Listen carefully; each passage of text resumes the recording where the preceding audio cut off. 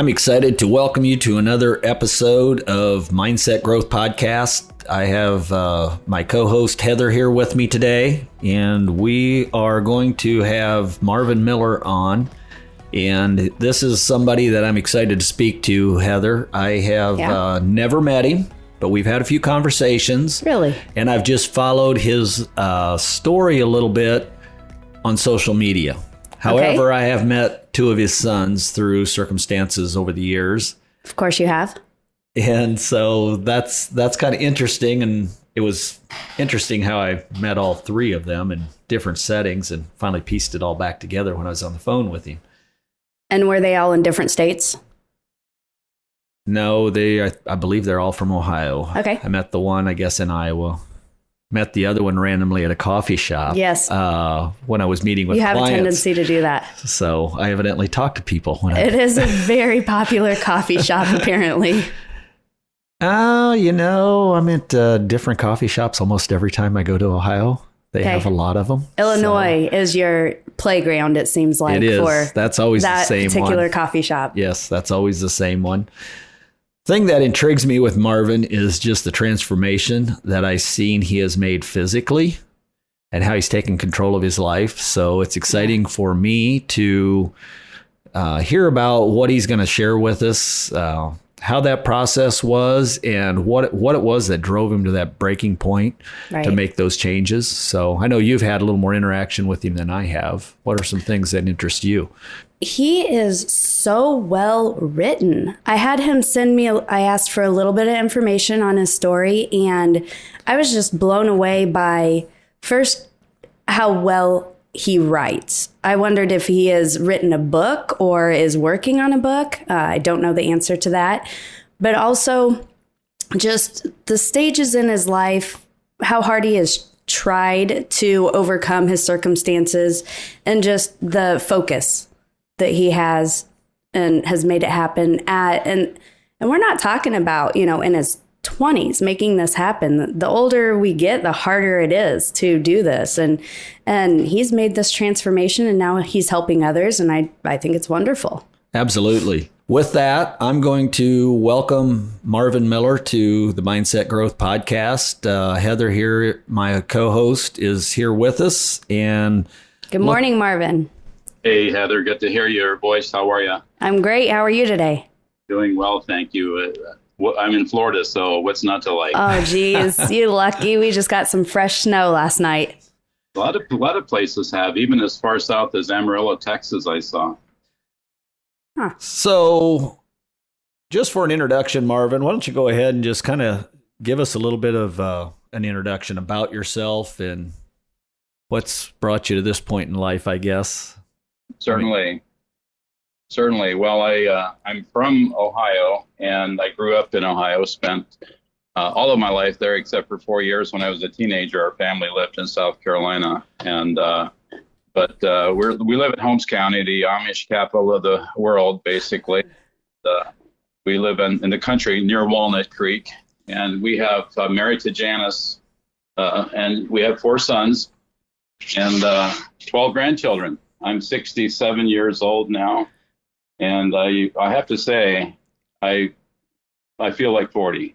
I really do, and I couldn't say that for many years because I just was I carried a lot of extra weight around, and it was it's been a real blessing to get rid of that. But just a little bit further. I'm a pastor at the Cornerstone Mennonite Church, and what else? Most of my adult life, I've worked at the family business, Schrock's Wood Crafts or Schrock's of Walnut Creek, and we're in the kitchen cabinet industry. And as a kind of a sideline there, one of our smaller segments of the business is caskets, and we provide caskets to numerous funeral homes in the area. So that's been kind of, I semi-retired here a year and a half or 2 ago, but I kind of hung on to the casket end of things. So I still take care of that and a few other things that I can do from remotely. So yeah, that's kind of my life. Well, that's wonderful. You led right into my second question, so you already answered that, but you really piqued my interest with the fact that you work in the casket industry. I have a part-time sideline gig. I am good friends with a local family that owns some funeral homes, and I, for about 10 years, have been helping them with that process. So actually, not as a coach, but as a employee. And so I, help grieving families and work through all that. So it's something that's somewhat near and dear to me. I think we could do a whole podcast on that right there, but that's not what we got this morning set up for. Right. Yeah. Well, I can kind of relate to some of that. I actually dreaded that part of it, I guess, when I got into this business. Because I knew there would be times when I would meet with grieving families, because a funeral home might send a family out to actually make the selection and so on. And I got to the place where I enjoyed that. I learned to enjoy it. Right. No, and that was just it. I'd lost my father when I was 15, and I think it was just going through that grieving process that I understood how important it is that we help folks, because that's usually not something they've experienced before in life. They really have no idea how to walk through that process. And it's just kind of the beginning stages before they're even really almost grieving, because they're not sure how to yet. So it's helping kind of start that process and put some tools together for them. But we're going to move on. We'll get back to that maybe on another time. But what's your morning routine? So I stay in touch with my clients, and usually I'll get up at around 5 o'clock, and I have people that I'm directly coaching. In the first 8 days, I send a text out to them each morning, and usually have some calls to make. Not that early, of course, but I like to get texts out early. And I just if I'm in Ohio, I'll go into work, sometime between around 9 or 10 o'clock in the morning. But most of my morning, I've developed a kind of a team that I'm kind of coaching as well. They're doing the same thing I am. Okay. And so a lot of my morning is spent working on team-related activities when I'm not directly in coaching clients. Excellent. We're going to get you fired up here on a couple of things here. I always like to go through these rapid-fire questions, and there's really no right or wrong answer. Some of them are just more to learn about you, and others are maybe just kind of to catch you off guard. So I don't think you've even seen these yet. But the first one is, do you collect anything? Oh, like just a personal hobby kind of thing? Yeah. Believe it or not, I have no idea why I do this. Maybe I'm a hoarder. I don't know, but I have gallons and gallons and gallons of pennies. Really? Pennies.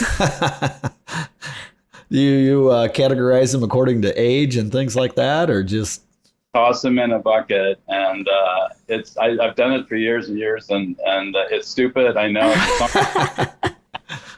I'm going to cash them in. No, that's perfectly fine. It just gives you something to keep an eye out for, I guess. Yeah. Next one. What's some of the best advice you were ever given? It would be easier to answer the worst advice I was ever given, but I'll go with that one. Well, really? Okay. Yeah, sure. We're not that formal here. We're just here to have a good conversation and enjoy ourselves. Shortly after I started dating Janice when I was 18,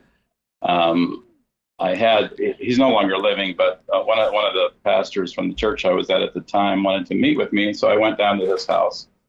And we talked for a long time, and his basic premise in asking me down there was that the Janice she won't make a good wife, that he had somebody else that he thought I should be dating. Oh, jeez. So that's the worst advice I ever. I take it you didn't follow it. Oh, funny. It's just interesting sometimes impressions people have and ideas and how they want to project those. Next one. What's the last book you quit reading and why? The last book I quit reading. Yep. A book called Levi's Will, and I simply quit reading because I had to. I started reading yesterday. We had to leave, and I couldn't keep going. Oh, okay. So it wasn't that it was a bad book then. No, I don't. No, I haven't gotten deep enough into it to know if it's bad or not. So it was a time issue, not a I'm done with this one. It was a time issue.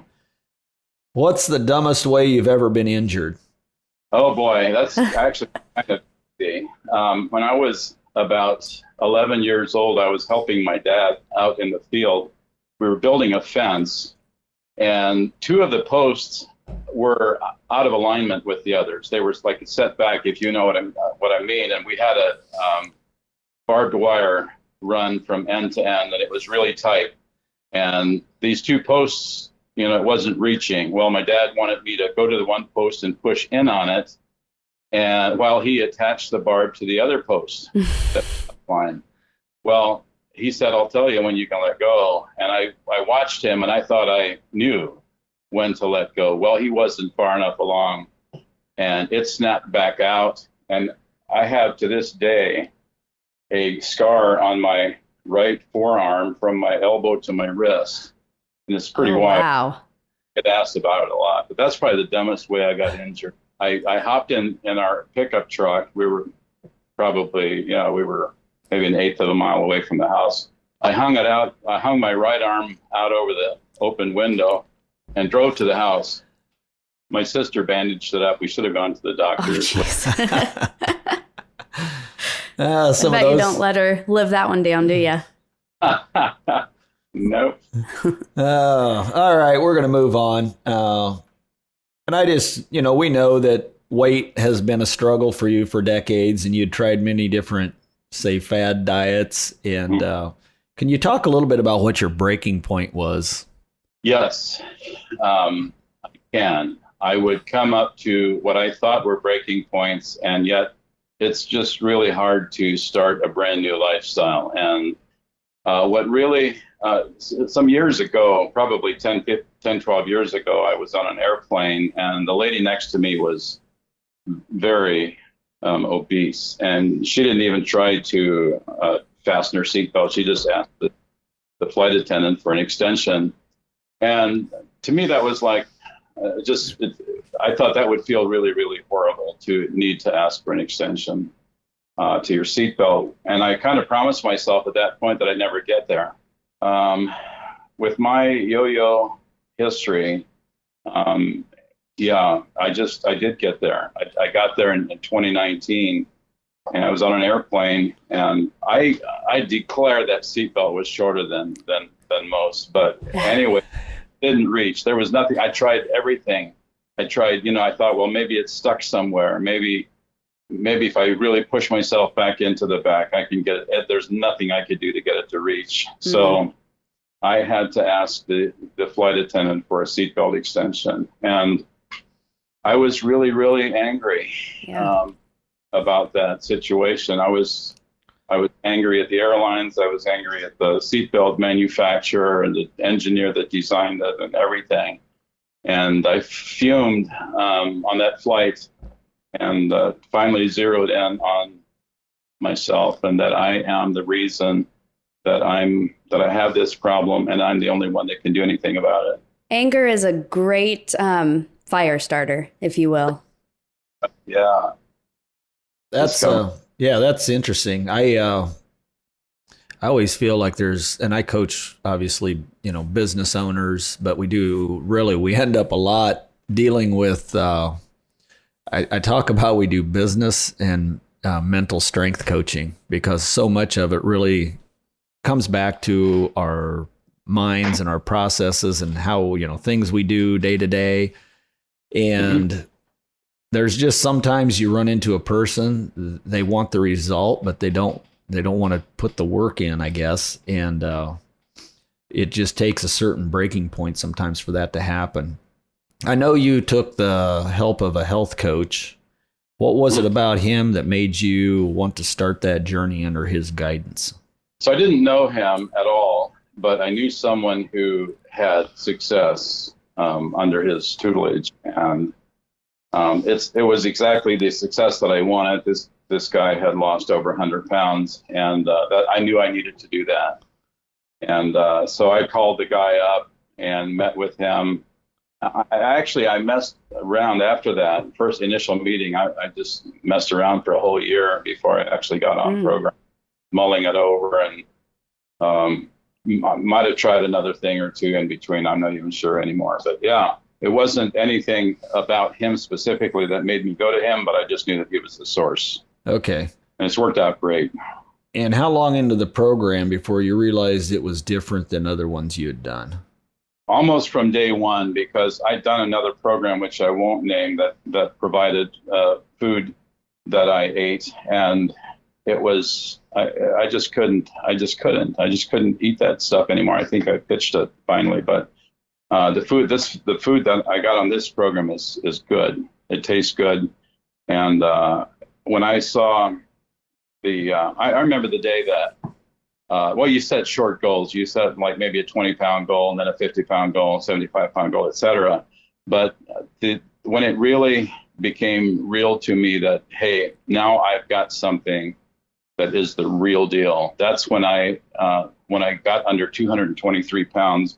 Previously on other programs, I always plateaued there and just seemed to be stuck at 220. It was a glass floor. We hear about glass ceilings in the corporate world, but this is a glass floor that I just could never get below. When I got below that point, I was like, okay, man, this is the real deal. Is that kind of when, and I'm just going off script here a little bit, but is that kind of when you felt maybe that some long-term commitment set in? Yes. I decided to get into the coaching part of it even before then because of how well I liked the program, how fast it worked. I don't know if this is the right time to say this or not, but in 10 months, I lost 120 pounds, and I was so shocked.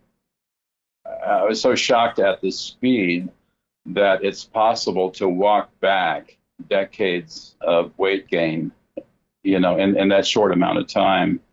And there was a couple reasons. I'm getting ahead of you.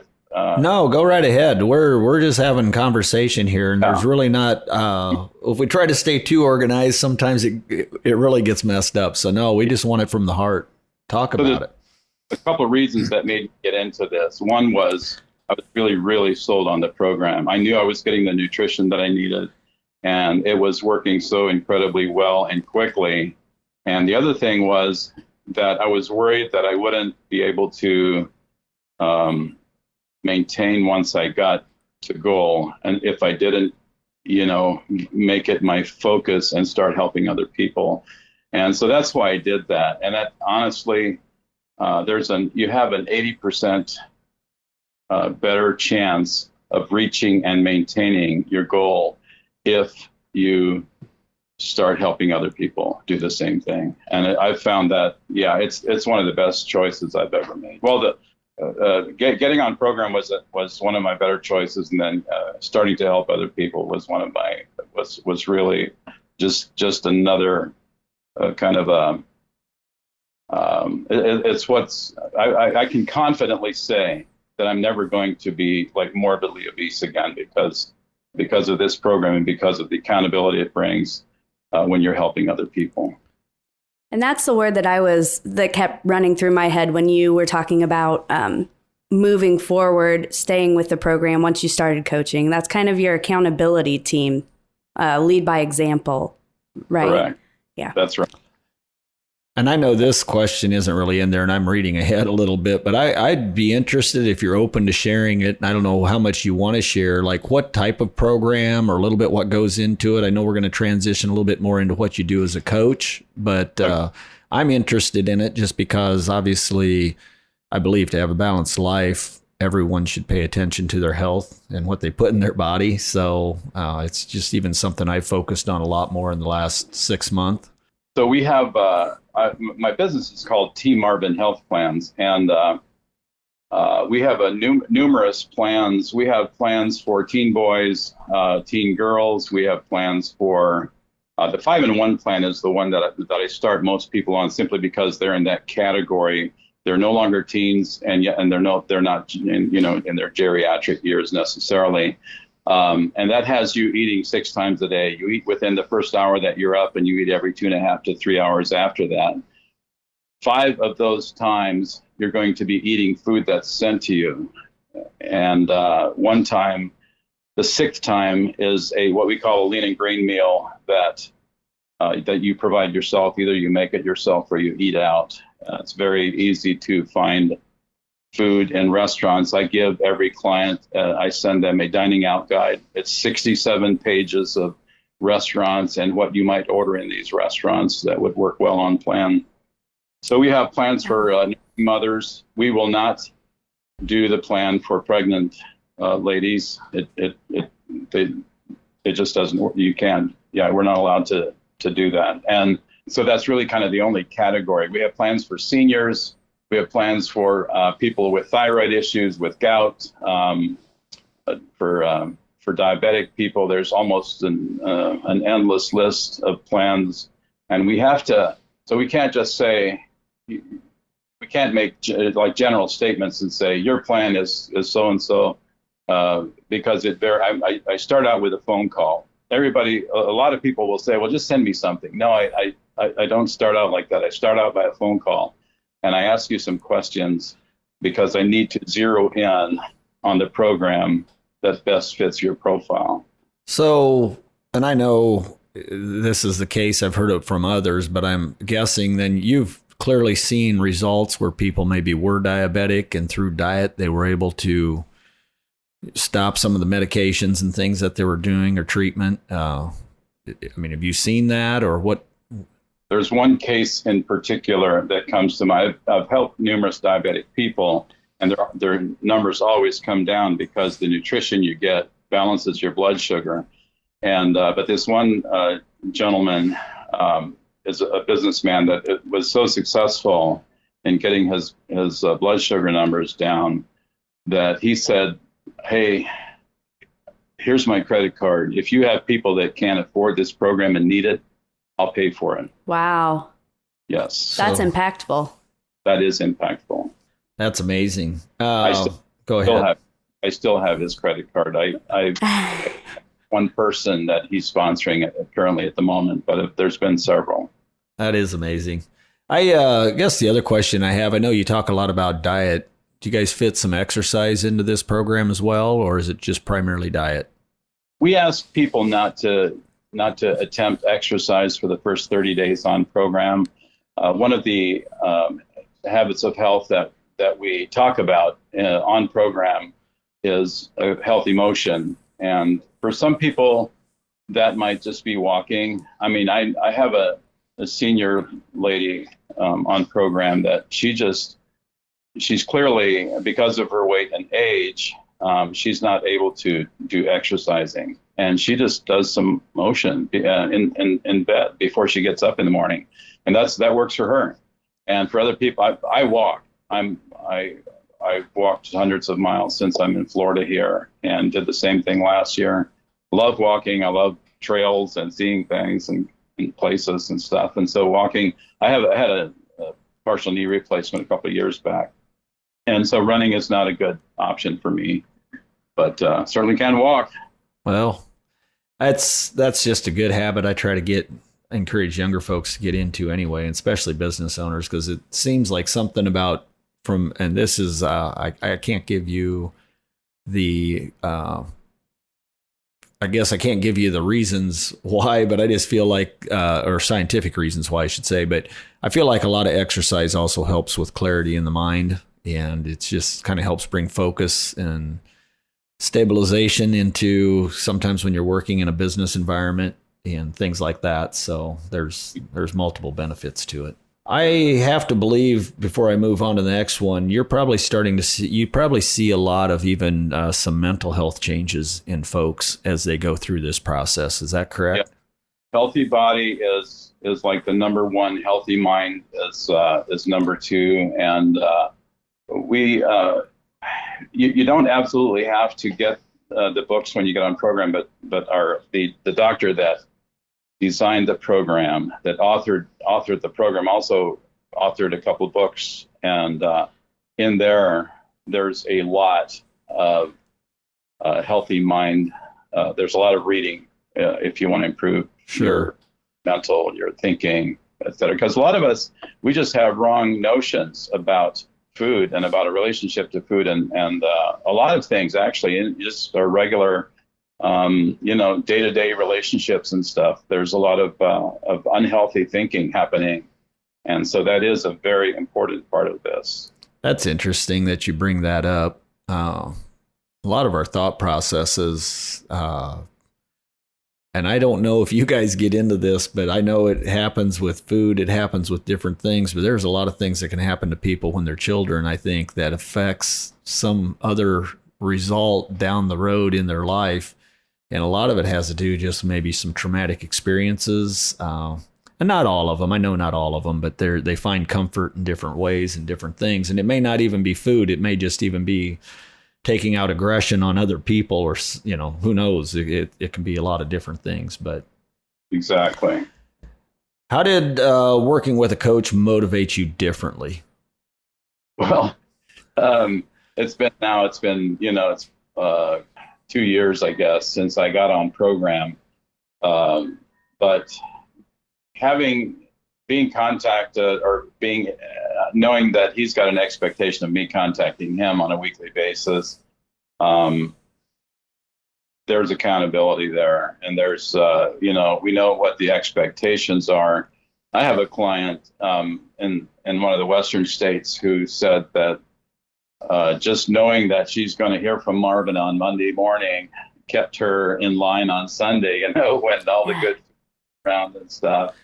And so there's an accountability part of it there that is really helpful. And the other thing is just a resource. Your coach is a resource for questions that come up, and there are lots of questions that come up. I get calls probably every day from clients who have questions about this or that.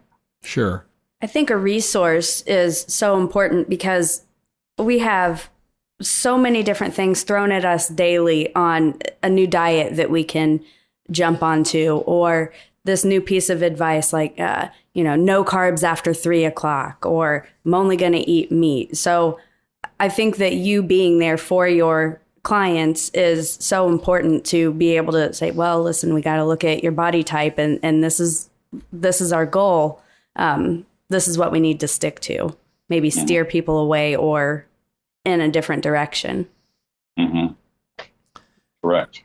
Now that you've worked with a coach, became a health coach yourself, would you recommend a coach for other aspects of your life? There's no doubt about it. When I went to set up my LLC, I used a coach.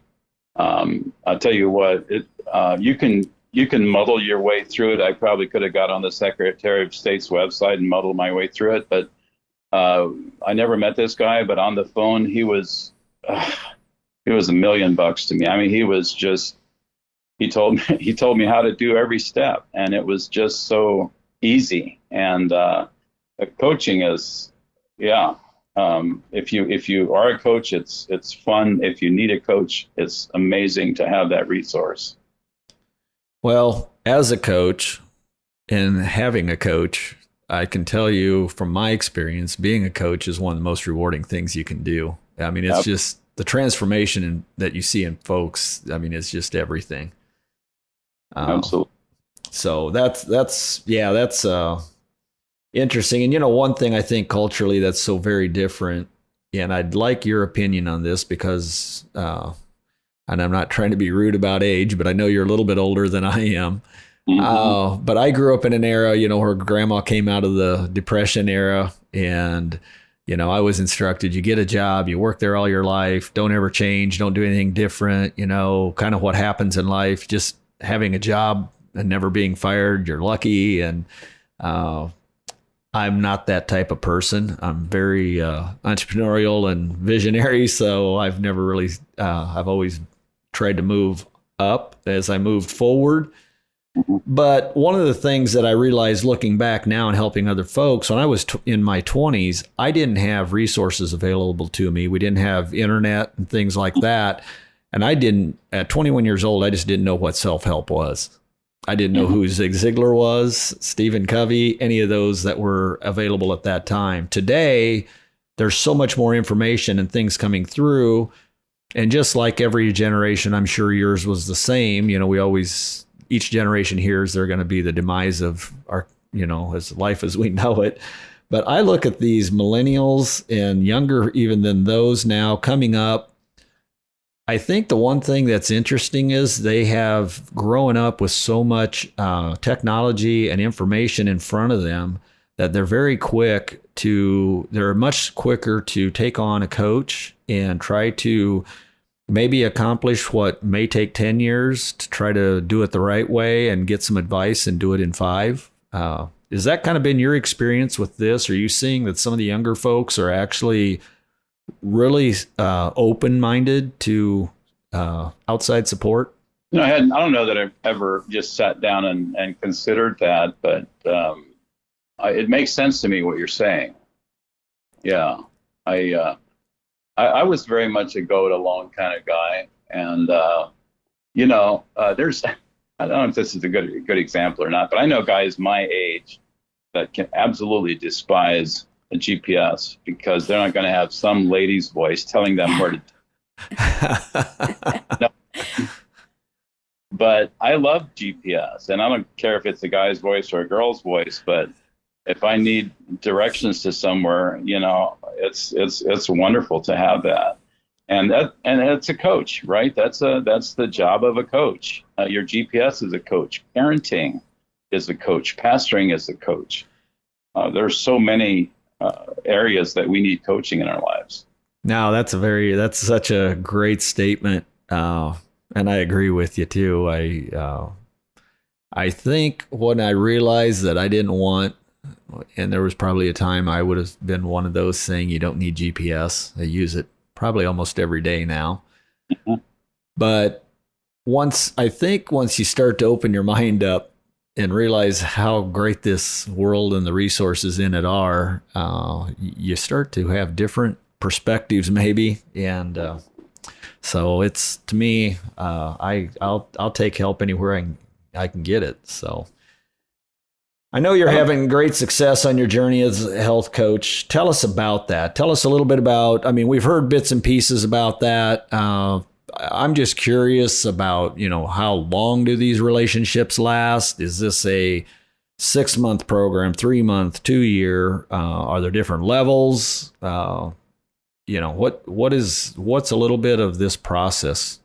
So are you asking specifically about the program? Are you asking about coaching or? I'm really going to open that up to you, however you want to share it. This is your chance to just share with listeners what you would like for them to hear or know about you, as far as like how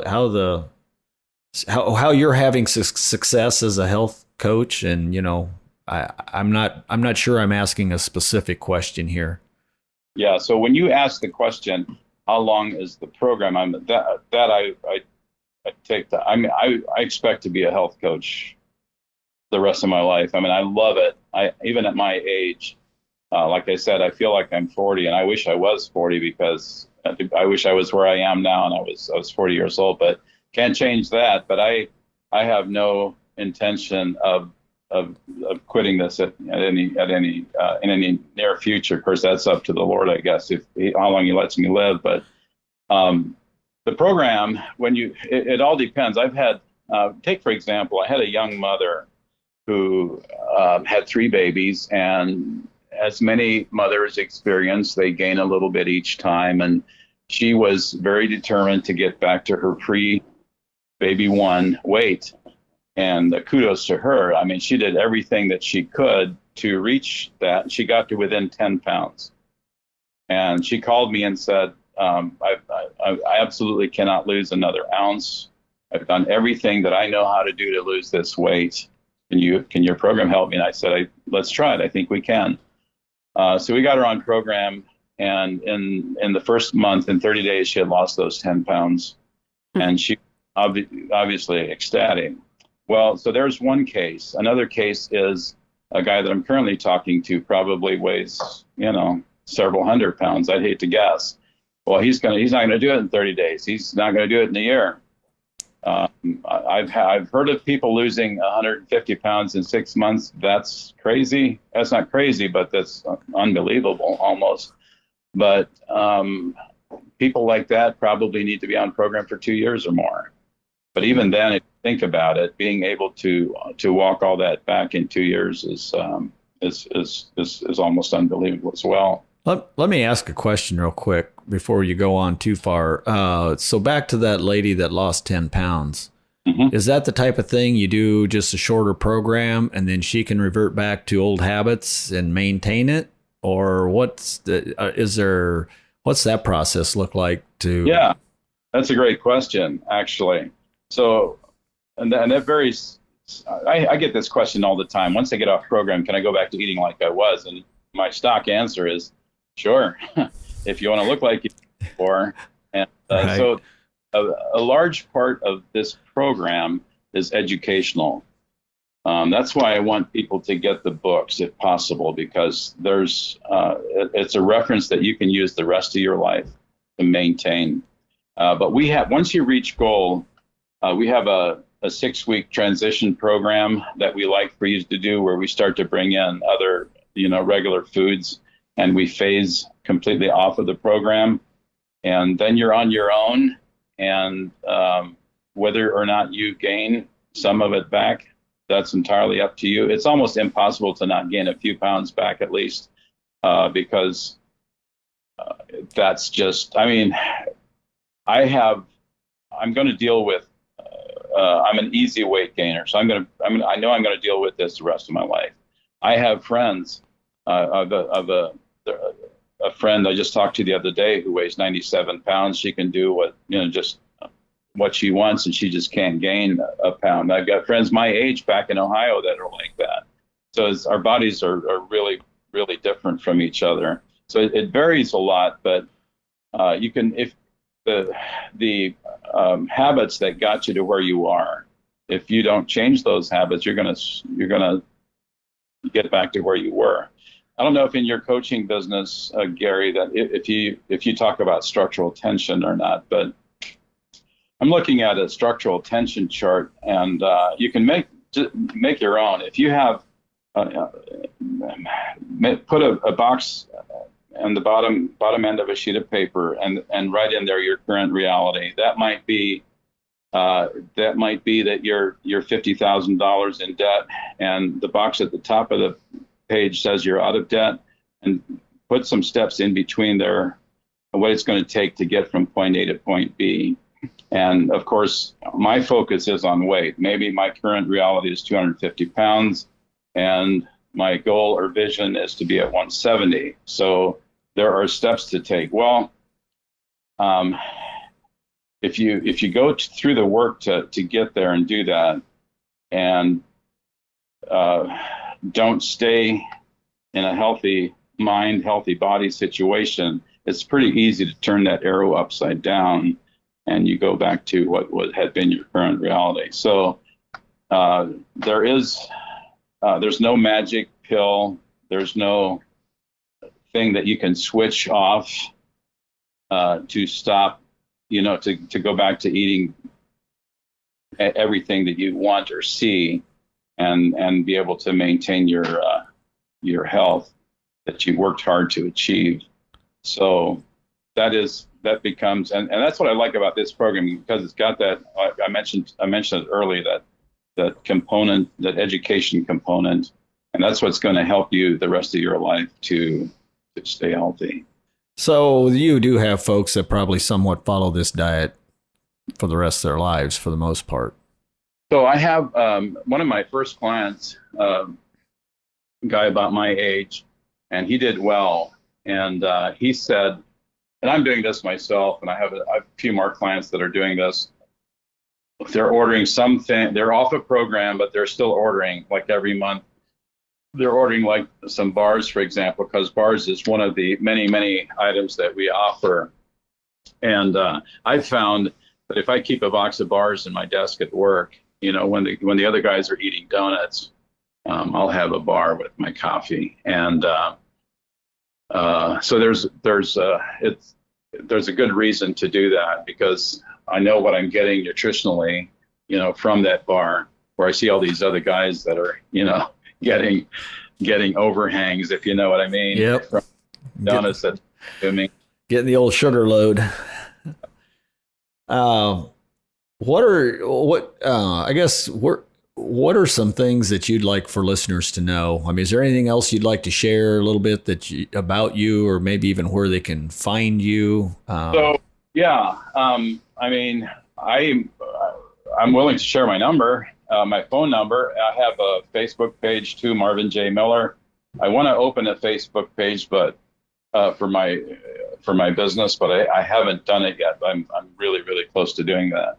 But my phone number is 330-231-6730.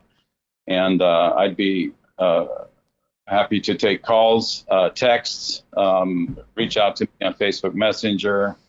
Yeah, and I'm not the only Marvin J. Miller out there, but I think if you scroll a bit, you'll see what I'm about. Actually, if you read my bio there, it talks about what I do. You're the one, though, with the great smile, right? I don't know if I caught myself in a smile one for my profile picture or not. But I don't remember either. And I find it interesting. I'm not even sure exactly if it was you or how we even connected on social media, but I guess some things are meant to be. And it's just been wonderful to have this visit and get to know more about you. I love success stories. They come in all forms, and everybody has a battle in life, or I should say everybody. Most people have to overcome something, whether it be self-esteem and confidence and things like that. So if I may just say this yet, that I enjoy coaching clients, but I also enjoy coaching coaches. And I have 20 some coaches on my team at this point. I am looking for more from various parts of the country. So if there's anyone out there that would think they would enjoy doing what I do, I'd be happy to have a conversation with them about that. That's Awesome. That's wonderful. Making a difference in people's lives is so rewarding, and I think a lot of times it's a mission on all of its own, because people can be very trapped in their bodies. There can be all kinds of different type of health issues, I guess, and things that affect us mentally and emotionally. So I really appreciate you taking the time, Marvin, to be on this podcast. I look forward to meeting you here sometime, hopefully before too long. And not sure where our paths will cross, but I'm sure they will at some point. As I travel enough, I end up in Florida and Ohio quite regularly anymore. So I look forward to meeting you in person. Thanks a lot. And with that, we wish you a great day. And anybody who's listening to this, you can go out and find us on Spotify, Google Podcasts, and iTunes. And find us out on our website as well. Follow us on Facebook and Instagram. We look forward to sharing this content as well as many other episodes, some that are already up. And we'll visit with you another time, Marvin. It's been an honor. Thank you. Thank you. Thanks, Marvin. Together.